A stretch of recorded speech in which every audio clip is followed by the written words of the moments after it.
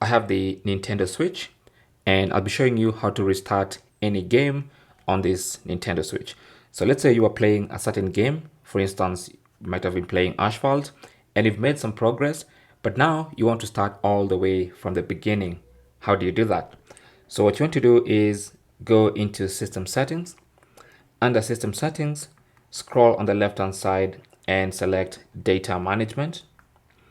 And then under Data Management, scroll all the way to the bottom until you get to Delete Save Data.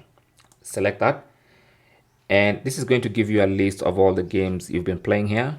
Now, currently, I only have one since I've only been playing one game. But if I had more, they'll be listed here.